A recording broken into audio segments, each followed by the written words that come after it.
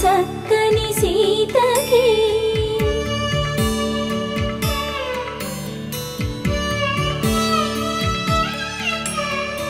ఎర్ర జాబిలి చేయి రాముడేడని అడుగుతుంటే చూడలేదని పెదవి చెప్పలేమని కనులు చెప్పే నల్ల పూసై